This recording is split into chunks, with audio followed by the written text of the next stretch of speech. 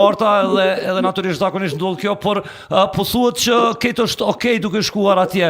Kallëzojmë si është delegacioni kosovar, po besoj ju jeni në apo grupi i haxhillëkëve që kanë shkuar. Po, unë jem nga grupi haxhilerëve nga komuna e Prishtinës, që bëj pjesë.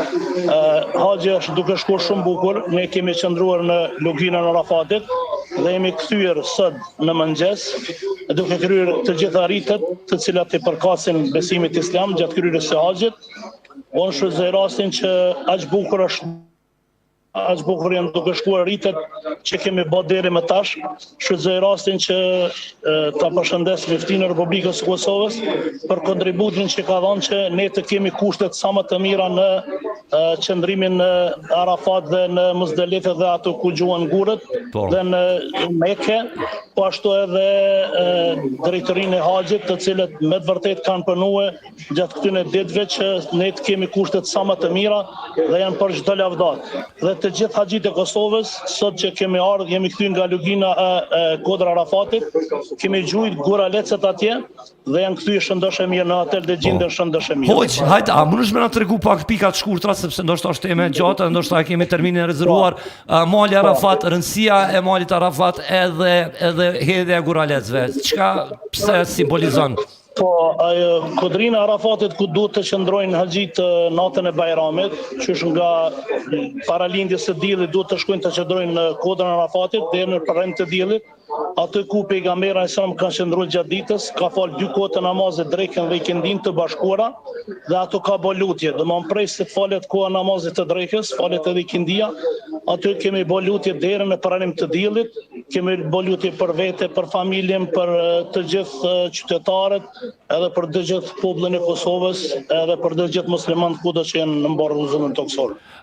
Do të thonë ju e thatë faktikisht që çdo gjë është të shkuar në rregull, dhe dim që edhe qeveria e Arabisë Saudite edhe viteve të kaluara, por edhe këtë vit ka investuar shumë në infrastrukturë, domethënë pjesën më të madhe kanë vendosur tenda apo mbrojtje ta themi, kështu që atmosfera është e mirë edhe haxhillarët ta themi kështu nga Prishtina, të cilën ju jeni pjesë, por edhe nga Kosova janë duke kaluar mirë edhe është emocionale, po besoj një ndjen, veç duke na shpjegu këtu po më shesën trupi, kështu që tregon asaj është atmosfera.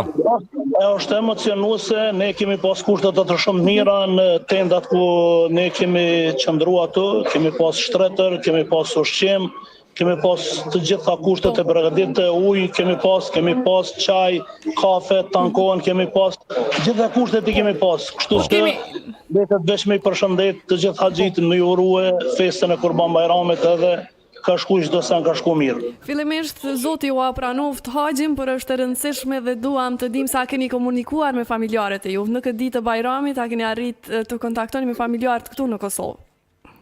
Po, kemi arrit të kontaktojmë, disa veç janë të kontaktuar edhe këtu në hollën e hotelit ku jam ne duke bë intervistën me juve, janë duke komunikuar me familjet e tyre. Si është ky emocion?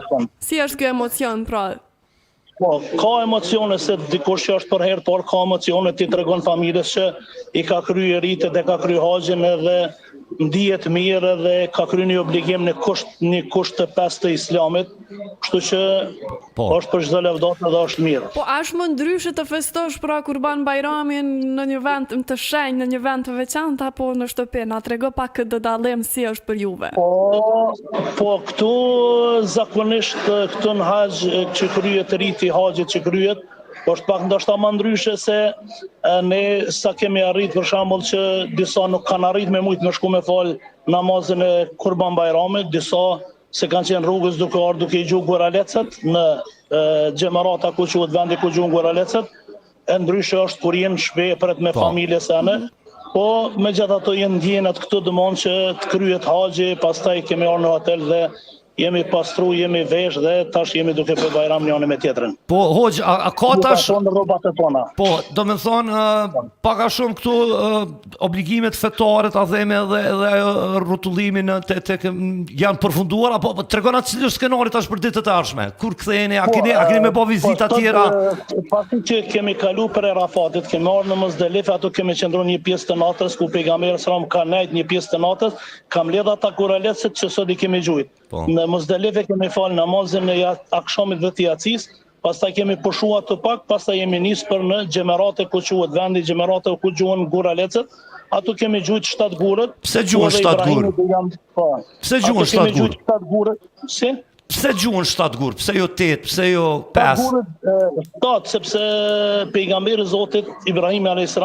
e ka gjujt shejtanin atë, domthon kur Zoti ka falë atë në një djalë dhe shejtani ka shkuj ka thonë që pse po do me filiju djalin ti kurban kur Zotit ka gëzu me një evlad kaq bukur, dhe ai atë e ka gjujt shejtanin duke thonë se ajo që ka kom premtu Zotit dhe me do të realizoj. Inderuar ju shumë, do me thonë, këto janë, ta themi kështu, pjesë të faljes haxhit, e cila është një traditë që vazhdon që 1400 vite.